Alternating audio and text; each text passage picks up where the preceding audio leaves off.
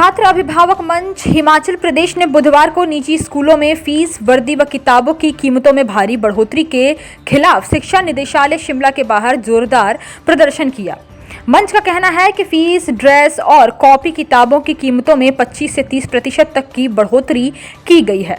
छात्र अभिभावक मंच के संयोजक विजेंद्र मेहरा ने बताया कि इस बार भी फीस में बढ़ोतरी की गई है। इसी तरह ड्रेस व किताबों की कीमतों में भी 25 से 30% तक बढ़ाई गई है।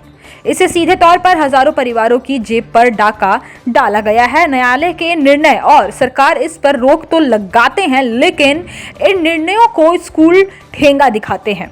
सरकार निजी स्कूलों की मनमानी पर रोक लगाने में असफल रहती है। सरकार को जल्द इसको लेकर रेगुलेटरी कमीशन बनाकर कानून की स्थापना करनी चाहिए ताकि इस लूट पर अंकुश लगाया जा सके।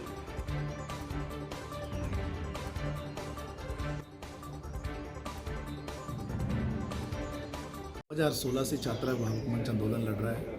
ख़ासतौर पर जो मनमानी लूट है स्कूलों की, भारी फीसें हैं, हर साल फीसों में कई गुना इजाफा हो जाता है, आपको मालूम है, 8% से लेकर 50% भी हो जाता है। और हर साल ये भी देखने में आया है कि जो वर्दियाँ हैं स्कूलों की और किताबें हैं, उनके रेट में भी 25 से 30% बढ़ोतरी हो जाती है। असल बात क्या है? असल बात ये है कि हमारे देश के अंदर जो कानून है, सुप्रीम कोर्ट की जो जजमेंट्स हैं, माननीय हिमाचल प्रदेश उच्च न्यायालय की जो जजमेंट है 27 अप्रैल 2016 की, ये सारे के सारे कानून और जो माननीय न्यायालयों की जो जजमेंट्स हैं, ये किसी भी तरीके से व्यापारीकरण पर रोक लगाती हैं स्कूलों की। लेकिन हम क्या देखते आए हैं कि जो सरकार के आदेश भी हैं और न्यायालयों की जो जजमेंट्स हैं, उसको भी धत्ता बताकर जो स्कूल मनमानी करते हैं। और इसीलिए जो आज से 5-6 साल पहले जितनी फ़ीस थी स्कूलों से, उससे दुगना से भी ज़्यादा हो गई है फ़ीस।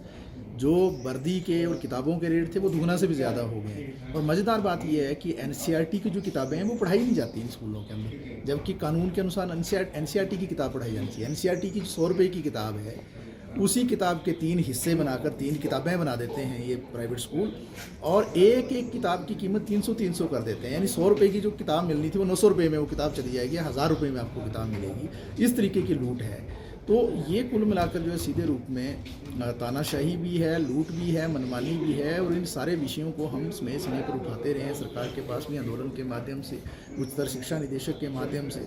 बीच में जब हम आंदोलन करते हैं तो कुछ अधिसूचनाएं भी जारी हो जाती हैं, लेकिन उन अधिसूचनाओं को लागू करवाने का जो जिम्मा रहता है विभाग का और सरकार का, उसमें सरकार कहीं ना कहीं चूक जाती है। हम लगातार इस बात को कहते रहे हैं कि अगर निजी स्कूलों को संचालित करना है, इन पर अंकुश लगाना है, भारी फीसों पर रोक लगानी है, तरह तरह के जो चार्जेस के नाम ही इतने ज़्यादा हो गए हैं, आपको मालूम ही नहीं है कितने चार्जेस हैं।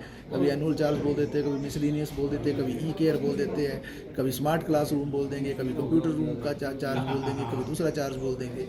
और ये सारी चीज़ों पर जो है, इनको रेगुलेट करने के लिए कमीशन होना चाहिए हिमाचल प्रदेश के अंदर।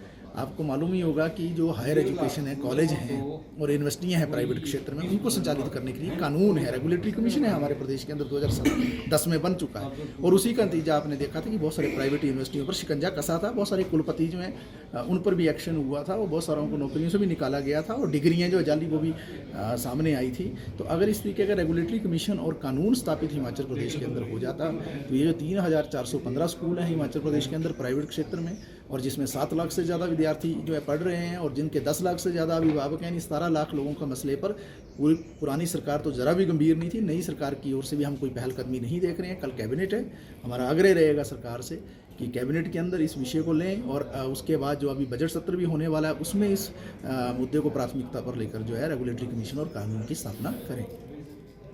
हिमाचल प्लस न्यूज़ के लिए शिमला से पुष्पेंद्र चौधरी की रिपोर्ट।